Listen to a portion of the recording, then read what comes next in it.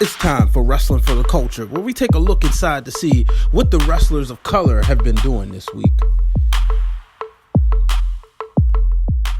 All right, hello, ladies and gentlemen. Welcome to this edition of Wrestling for the Culture, brought to you by Brian H. Waters. I'm standing here. It's a pleasure of mine standing to one of the few black promoters in the business. Marcus, absolutely. King Kong Dowling.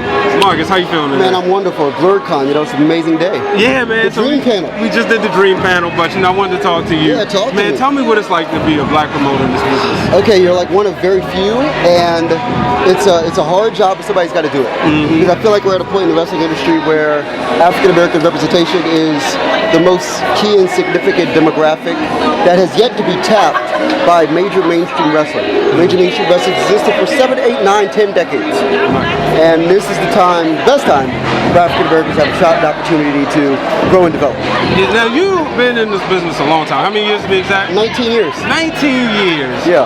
What's been your, as a promoter, yeah. One of the things I was taught that from promoters and bookers is seeing their kids fly. Oh. What's been some of your proudest moments in seeing your kids fly to the next level? Sonny Kiss and Nyla Rose are at AEW. Sonny started as Philly at Capitol, making a come up. He had been around the Indies for a bit, and then to be able to make him the Capitol Wrestling heavyweight champion, he won it in August of 2018. It was amazing. Also, a guy like Stephon Smith, he's a referee. He wrestled for 10 years. He was in my car for the better part of 10 years, and to see him come up and have a great amazing opportunity now with Evolve and to really break it out, Impact Wrestling, that's wonderful to see. Matt Ryan, who's my co-promoter and my co-owner of Capitol Wrestling, I remember him as a manager coming up from the New York independents. I feel like I had a large hand in him breaking in. So to see people like that coming up, Darius Carter, another guy that I've seen every time I give Darius an opportunity, he gets a home run. Mike Law the same way. Matt McIntosh, the guy you're going to see breaking out.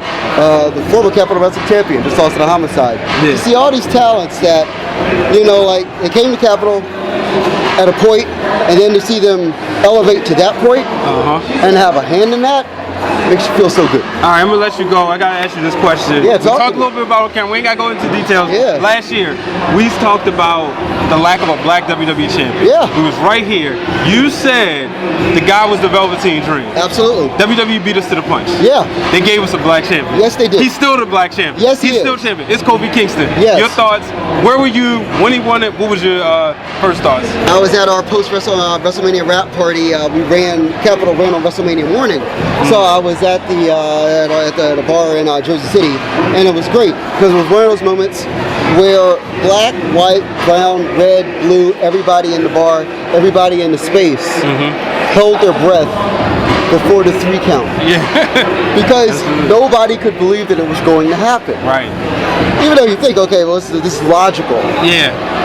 When we got that final 3 count fall, the whole place erupted. Right. And it was a real moment. It was a beautiful moment. Half a second little aside, the moment that got me the most was seeing Kofi wear the Basquiat gear with the crown on it. Because that's such an African-American, iconic, specific thing. And this guy wins the belt with that gear in that moment, and across the board, all races, all across the spectrum, we're all unified behind a black man. It's a beautiful moment you can't take away. Real quick, where can they find you? Let us know about Capitol Wrestling. Okay, well, you can find me at Marcus with the CK Dowling, Dowling, all across social media. You can find Capitol Wrestling, twitter.com/Capitol Wrestling, forget the G, facebook.com/Capitol Wrestling, instagram.com/Capitol Wrestling, CapitolWrestling.com.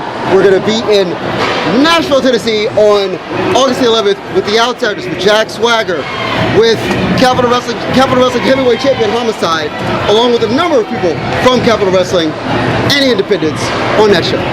Ladies and gentlemen, brother, this is Marcus. I appreciate you, bro. And that's all you need to know. All right, ladies and gentlemen, that's it for this week's episode of Wrestling for the Culture. For more episodes or more content from the Wrealm Network, hit the subscribe button down low. Make sure you turn on the bell for notifications. Till the next time, too sweet.